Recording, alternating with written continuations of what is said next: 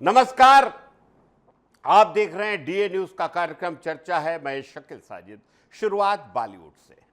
बॉलीवुड यानी हिंदी सिनेमा में ऐसी महिलाओं की बात करें जिन्होंने जिंदगी अपने शर्तों पर जी, समाज के डर से अपने फैसले नहीं बदले, हर उतार चढ़ाव के बावजूद हमेशा मुस्कुराकर आगे बढ़ते रही, तो सबसे चमकता नाम है मेरी भी पसंदीदा सुष्मिता सेन का।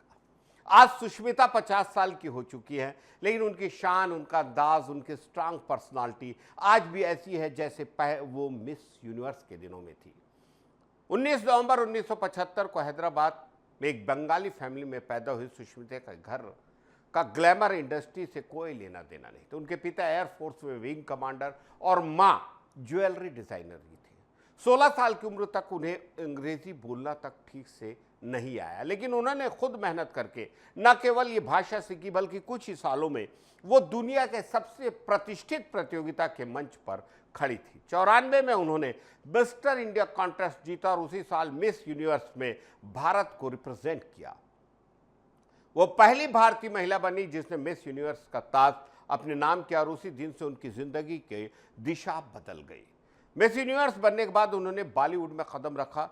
ये सफर किसी फिल्मी कहानी जैसा आसान नहीं था, लेकिन पहली फिल्म दस्तक के पहले ही दिन महेश भट्ट ने उन्हें सबके सामने डांट दिया, क्योंकि न तो उन्हें एक्टिंग आ रही थी, न कैमरे के सामने परफॉर्म करने का अनुभव। डर के मारे रो पड़ी, लेकिन हार नहीं मानी।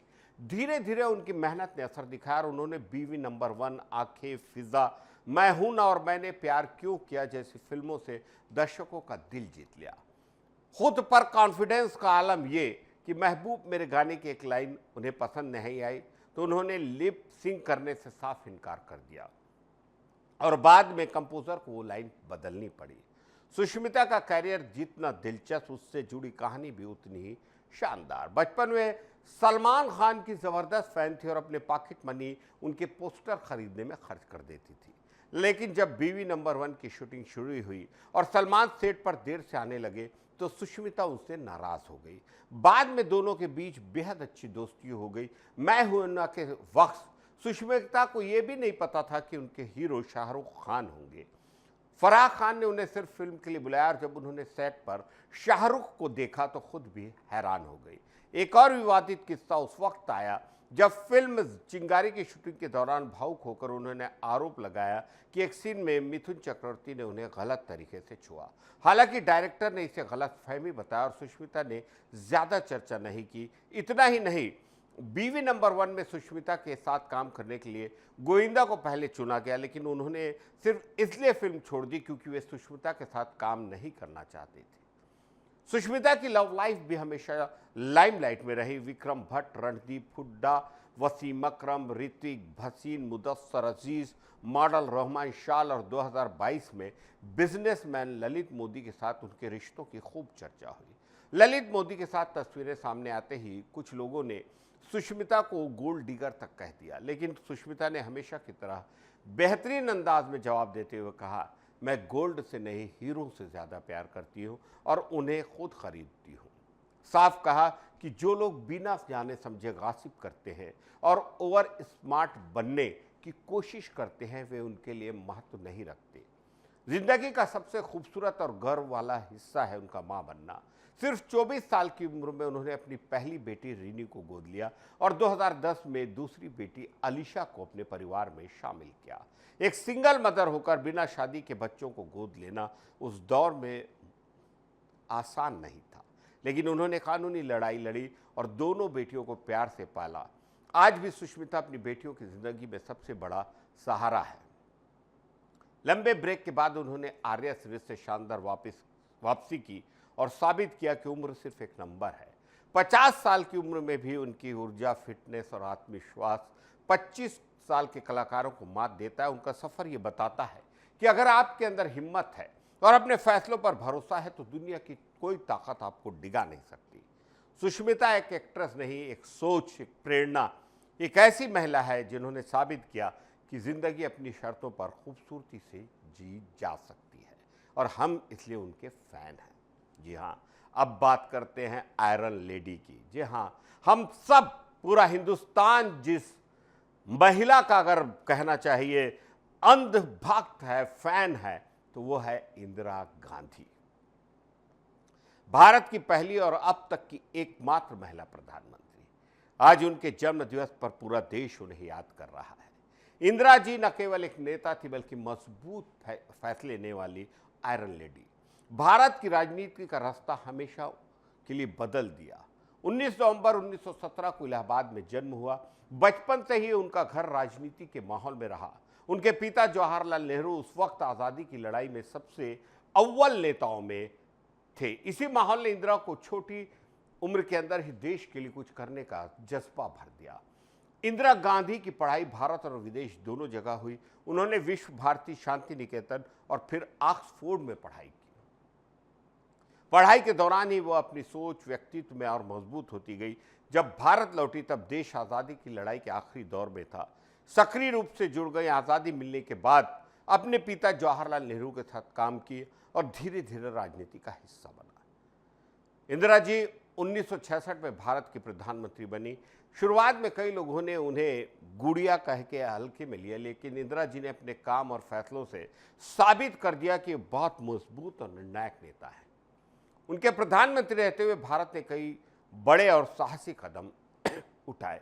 सबसे महत्वपूर्ण था 1971 का युद्ध, जिसमें भारत ने पाकिस्तान को हराकर दो मुल्कों में बांट दिया और बांग्लादेश को आज़ाद करने में बड़ी भूमिका निभाई।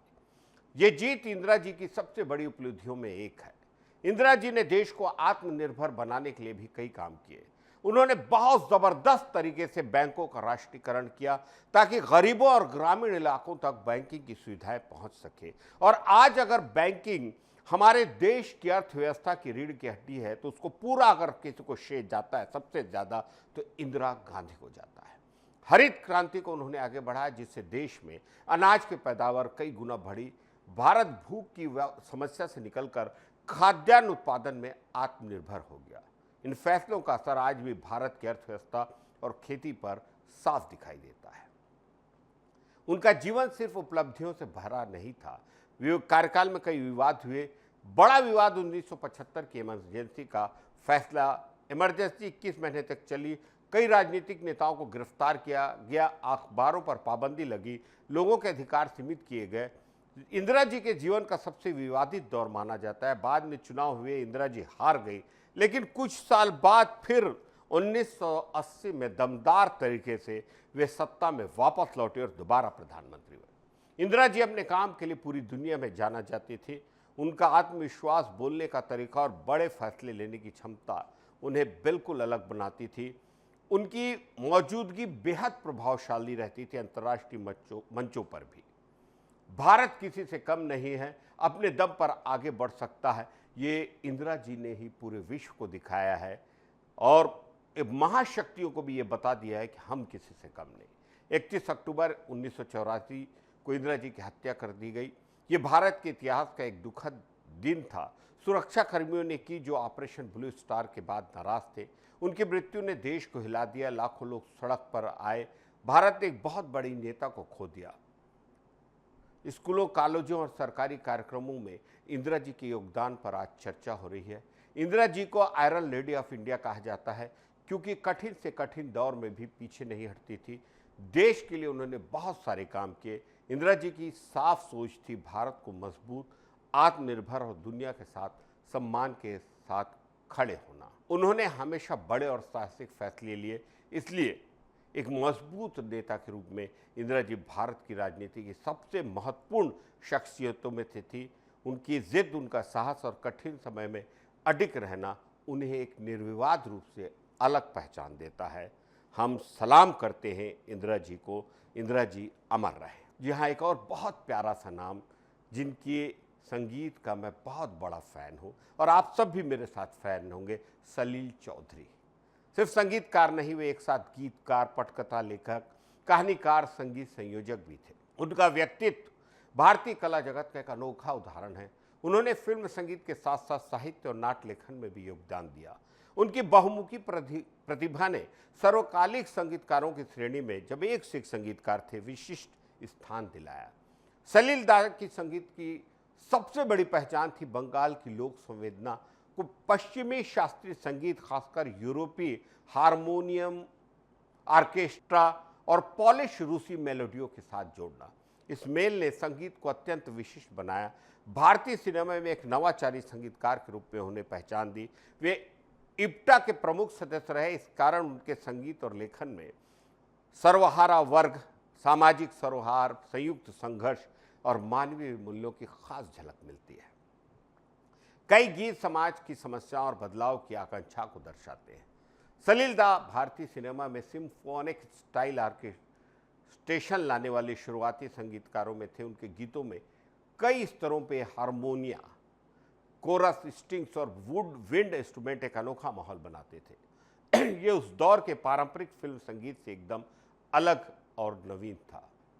भारत की कई भाषाओं की फिल्मों के लिए संगीत दिया। उन्होंने हिंदी, बंगाली सिनेमा को तो प्रभावित किया है, साथ ही मलयालम फिल्म इंडस्ट्री में भी ऐतिहासिक योगदान दिया। उनकी धुनें एक क्षेत्र तक सीमित नहीं रही, पूरे देश में लोकप्रिय रही। उनके बनाए कई गीत आज भी संगीत प्रियों में की पसंद में शीर्ष पे हैं, जैसे ऐ मेरे प्यारे वतन, आनंद का जिंदगी कैसी है पहेली, हाय कभी ये हंसाए कभी ये रुलाए, कटी पतंग का खूबसूरत गीत मुझे भी बहुत पसंद है, ये शाम मस्तानी मदहोश किए जाए, आप आए बाहर आए से आने से उसके आए बाहर, माफ़ कीजिएगा जीने की राह का गीत, 2 बीघा ज़मीन के कई मधुर गीत। उनकी धुनें और जज्बात आज भी श्रोताओं को बांध लेते हैं। सलील दा ने विमल राय और ऋषिकेश मुखर्जी जैसे दिग्गजों के साथ काम किया। 2 बीघा ज़मीन उनकी कला का चरम उदाहरण है, जहां संगीत सिर्फ मनोरंजन नहीं बल्कि कथा का नायर बनकर उतरता है। मधुमती का दिल तड़प तड़प के कह रहा है आ भी जा, या ये सुहाना सफ़र, या चढ़ गए रो पापू बिछुआ, और माया फिल्म का वो बहुत खूबसूरत रफ़ी साहब और लता का गाना तस्वीर तेरी दिल में जिस दिन से उतारी है से उनका संगीत अमर हो गया। दोनों में लोकप्रिय यूरोपीय और पश्चिमी शास्त्रीय संगीत की झलक कविता को ऐसा जोड़ते थे, गीत पूरी तरह भारतीय महसूस होता था। संतुलन उनकी सबसे बड़ी कला थी। नई तकनीकें, प्रयोगशीलता के प्रतीक सलील दा भारतीय सिनेमा के अग्रणी संगीतकारों में थे। उनका संगीत 1950 से 70 के दशक में भी आधुनिक और प्रयोगवादी माना जाता था। आज के संगीतकार भी उनसे प्रेरणा लेते हैं। उनकी मेलोडी, उनकी संरचना आज भी संगीत स्कूलों में अध्ययन का विषय है।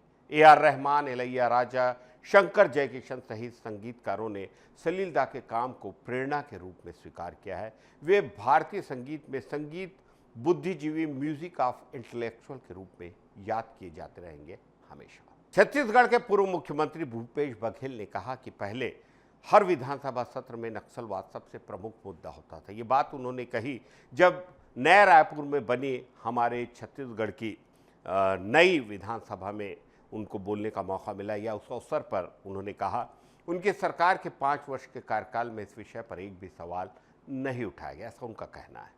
संदेश देने की कोशिश की गई कि नक्सलवाद पर काबू पाने में सरकार काफ़ी हद तक सफल रही, सुरक्षा व्यवस्था मजबूत थी। भूपेश बघेल ने कहा कि उनकी सरकार ने कुछ ऐसे नीतिगत और राजनीतिक रेखाएं खींची जिससे अब पीछे हटना संभव नहीं। उनका संकेत सामाजिक आर्थिक योजनाओं, किसान कल्याण, नरवा गरवा घुरवा बाड़ी, सामाजिक न्याय संबंधी निर्णयों की स्थायी प्रकृति को जाता है, जिसके दीर्घकालिक असर को वे महत्वपूर्ण बताते हैं। भूपेश बघेल ने बताया कि उनके शासनकाल में घोषणा पत्र में शामिल अधिकांश वादों को पूरा कर लिया गया। किसानों के लिए कर्ज माफी, समर्थन मूल्य पर धान खरीदी, बिजली बिल हाफ योजना, भूमि संबंधी योजनाओं में परिवर्तन और कई मुद्दे। विपक्ष के अविश्वास प्रस्ताव पर तीखा पलटवार। विशेष सत्र के दौरान विपक्ष ने सरकार की नीतियों पर सवाल उठाए, जिस पर बघेल ने कहा कि विपक्ष की आलोचना राजनीतिक स्वार्थ से प्रेरित है। उन्होंने सरकार ने जब हर क्षेत्र में ऐतिहासिक कार्य किए हैं तो हमारी जो आलोचना होती है वो गलत है। उनके अनुसार राज्य सरकार ने किसानों और आदिवासी समुदायों को आर्थिक बनाने के लिए उनके वक्त अनेक योजनाएं लागू की थी। उनके दौर में सरकारी योजनाओं का प्रत्यक्ष लाभ लोगों तक पहुंचा। धान खरीद पर दी जाने वाली राशि और बोनस को उन्होंने एक ऐतिहासिक कदम बनाया, हालांकि अभी भी ये जारी है। उन्होंने कहा कि खाते में सीधे आर्थिक सहायता पहुंचाई गई, ग्रामीण अर्थव्यवस्था मजबूत हुई। भूपेश बघेल ने बिजली बिल हाफ योजना को उल्लेख करते हुआ कहा कि इससे लाखों उपभोक्ताओं को प्रत्यक्ष लाभ मिला। गरीब और मध्यम वर्गीय परिवारों को राहत देने के उद्देश्य से ये योजना बनाई गई थी। और आज ही मुख्यमंत्री विष्णुदेव साय ने कहा है कि 200 यूनिट तक बिजली का बिल माफ कर दिया जाएगा। भूमि अधिग्रहण के मामलों, भ्रष्टाचार और प्रशासनिक निष्क्रियता को भी इस दौर में इस सरकार के उसमें उन्होंने मुद्दा बनाया। चर्चा के दौरान बघेल ने कई महत्वपूर्ण घटनाओं को याद किया और वह माहौल जब कई ऐतिहासिक फैसले लिए गए। जताया गया कि वर्तमान सरकार ने कठिन समय में उनकी सरकार ने कठिन समय में जनता का विश्वास बनाए रखा। सरकार तथ्यों, आंकड़ों और दस्तावेजों के आधार पर चलती है, ऐसा उन्होंने बताया, जबकि विपक्ष राजनीतिक आरोप लगाता है। इसी मुद्दे पर आगे मुख्यमंत्री विष्णुदेव साय ने, जैसा कि मैंने आपको बताया, कि घोषणा की है कि अब 200 यूनिट तक बिजली उपयोग करने वाले उपभोक्ताओं को बिल का केवल आधा भुगतान करना होगा। इससे बड़ी संख्या में घरेलू उपभोक्ताओं को सीधा आर्थिक लाभ मिलेगा, विशेषकर मध्यम वर्गीय और निम्न वर्गीय परिवारों को। निर्णय जनता के आर्थिक बोझ को कम करने की दिशा में महत्वपूर्ण है। महंगाई के लगातार बढ़ते असर को देखते हुए बिजली बिल में राहत का ये कदम सीएम विष्णुदेव साय की उस नीति को दर्शाता है जिसमें आम जनता को महंगाई से बचाने के लिए सहायता प्रदान की जाए। बिजली बिल आधा होने से मासिक बजट कम रहेगा। ये योजना केवल शहरों तक सीमित नहीं रहेगी, बल्कि ग्रामीण क्षेत्रों में रहने वाले लोगों को भी समान रूप से इस राहत का लाभ मिलेगा। चूंकि ग्रामीण इलाकों में आय का स्तर कम होता है, इसलिए ये निर्णय उनकी आर्थिक स्थिरता को मजबूत करेगा, जीवन स्तर को बेहतर करेगा। 200 यूनिट तक बिजली उपयोग करने वाले घर राज्य की बड़ी आबादी में शामिल होंगे। अधिक लोग बिजली के उपयोग को व्यवस्थित करने के लिए प्रेरित होंगे और इसका लाभ उठाएंगे। इससे ऊर्जा उपभोग का पैटर्न भी सही दिशा में रहेगा। एक मध्यम आय वाला परिवार हर महीने 300-600 रुपये बिजली बिल पर खर्च करता है। इस योजना के लागू होने से परिवार लगभग 150-300 रुपये की बचत करेगा। ये बचत साल भर में हजारों रुपये तक पहुंच जाएगी। आर्थिक स्थिति मजबूत होगी। सीएम विष्णुदेव साय ने स्पष्ट किया कि बिजली, पानी, शिक्षा और स्वास्थ्य जैसे बुनियादी मुद्दों को सुलभ और किफायती बनाना साय सरकार की प्राथमिकता है, जिसकी सहायता से ये बिजली बिल हाफ की सहायता से आम नागरिकों को बेहतर जीवन सुविधाएं प्राप्त होगी। ये योजना घरेलू उपभोक्ताओं के लिए है, लेकिन इसके अप्रत्यक्ष प्रभाव उद्योगों और छोटे व्यापारियों तक होंगे। बाजार में मांग बढ़ेगी और व्यापार में रौनक आएगी। 200 यूनिट बिजली बिल हाफ होने की घोषणा से लोगों में ऊर्जा संरक्षण के प्रति जागरूकता भी बढ़ेगी और 200 यूनिट के भीतर रखने की कोशिश करेंगे, जिससे बिजली की बचत होगी और बेहतर उपयोग संभव होगा। यह घोषणा राजनीतिक दृष्टि से भी बेहद महत्वपूर्ण है, क्योंकि बिजली बिल जैसे मुद्दे सीधे जनता से जुड़े हैं। इस कदम से सरकार के जन समर्थन आधार को मजबूती मिलेगी और एक कल्याणकारी सरकार के रूप में विष्णुदेव साय इसके बाद देखी जा रही है। यह सुनिश्चित किया जाएगा कि बिजली कंपनियां उपभोक्ताओं को सही बिल प्रदान करें, योजना का पारदर्शी तरीके से पालन हो, अनियमितता न हो, उपभोक्ताओं का भरोसा बढ़ेगा और सरकार की छवि निश्चित रूप से मजबूत होगी। नए विधानसभा में अपने संबोधन में मुख्यमंत्री ने कहा कि राज्य सरकार 2047 तक छत्तीसगढ़ को पूर्णतः विकसित राज्य बनाएगी। ये संकल्प केवल आर्थिक विकास तक नहीं, बल्कि सामाजिक, प्रशासनिक, बुनियादी शैक्षणिक और आधुनिक तकनीक आधारित विकास को भी शामिल होगा। वक्तव्य में कहा गया कि राज्य की सभी जन कल्याणकारी योजनाएं बिना किसी भेदभाव के सभी तक पहुंचेंगी। शासन का ये प्रयास है कि गरीब, किसान, आदिवासी, महिला, नौजवान, शहरी वर्ग सभी को सरकारी योजनाओं का वास्तविक लाभ मिले। ये सत्र विशेष रूप से राज्य की विकास यात्रा और 2047 के लक्ष्य पर केंद्रित था। उद्देश्य आने वाले वर्षों की नीतियों को दिशा देना और राज्य के भविष्य के लिए एक साझा राजनीतिक और प्रशासनिक दृष्टि तैयार करना। विधानसभा के इतिहास में इसे उल्लेखनीय माना जाएगा। सुशासन की दिशा में विष्णुदेव सरकार की पारदर्शी प्रक्रियाएं, जवाबदेही आधारित प्रशासन और भ्रष्टाचार मुक्त व्यवस्था को मजबूत किया जा रहा है। डिजिटल गवर्नेंस सेवाओं का ऑनलाइन वितरण, समयबद्ध योजनाओं को लागू करना शायद सरकार की प्राथमिकता है। किसानों को मजबूत करने के लिए समर्थन मूल्य, फसल खरीद, सिंचाई सुविधाएं, खाद बीज की उपलब्धता और ग्रामीण रोजगार के अवसरों को विस्तार दिया जा रहा है। ग्रामीण क्षेत्रों में सड़क, बिजली और आवागमन के सुधार को भी रणनीतिक महत्व दिया जा रहा है। आने वाले सालों में छत्तीसगढ़ को उद्योगों का केंद्र बनाने का लक्ष्य है। मिनरल आधारित उद्योग, स्टील, सीमेंट, कृषि प्रसंस्करण, आईटी क्षेत्र और एमएसएमई इकाइयों को प्रोत्साहन दिया जा रहा है। युवा वर्ग के लिए रोजगार के नए अवसर तैयार किए जा रहे हैं। बेहद जरूरी बात, स्वास्थ्य सुविधाओं का विस्तार, स्कूल कॉलेज के ढांचे का उन्नयन और शहरी ग्रामीण दोनों इलाकों में बुनियादी ढांचे को आधुनिक बनाना। जन स्वास्थ्य सेवाएं, अस्पताल, दवाई वितरण, पोषण योजनाओं को मजबूत किया जा रहा है। तकनीकी शिक्षा बढ़ावा दिया जा रहा है। राज्य सरकार आदिवासी समुदाय के उत्थानों को प्राथमिकता देती है। वन अधिकार, शिक्षा, स्वास्थ्य, वन उत्पादों का समर्थन मूल्य, आदिवासी बहुल क्षेत्रों में विकास कार्यों की गति बढ़ाई गई है। महिला सुरक्षा, वृद्धजनों और बच्चों हेतु योजनाओं का विस्तार किया गया है। सरकार ने 2026 तक लागू किए जाने वाले कई नए प्रोजेक्ट और नीतिगत कदमों की रूपरेखा प्रस्तुत की। इस मौके पर विधानसभा में इसमें सड़क निर्माण, पुल, बिजली विस्तार, उद्योग स्थापना, पर्यटन विकास, डिजिटल सेवाओं को बढ़ावा देने जैसे प्रोजेक्ट शामिल हैं, जो निश्चित रूप से छत्तीसगढ़ को 2047 तक बेहद विकसित राज्य बनाने के करीब होगी। इस विधानसभा में विपक्ष और सत्ता पक्ष का सामंजस्य भी देखने लायक था। एक साझा दृष्टिकोण अपनाने की भावना प्रदर्शित की, जिसने लोकतांत्रिक मजबूती का संकेत दिया। और हम सभी तमाम छत्तीसगढ़िया सबले बढ़िया की भावना रखने वाले विष्णुदेव सरकार को साधुवाद देते हैं और सभी से ये उम्मीद रखते हैं कि आने वाले दिनों में छत्तीसगढ़ एक बेहद खूबसूरत, एक बेहद शानदार, महकते गुलदस्ते के रूप में पूरे देश के सामने आएगा और हम सभी मिलकर इस प्रदेश को आगे बढ़ाने के लिए पूरी कोशिश करेंगे। इजाज़त दीजिए शकील साजिद को।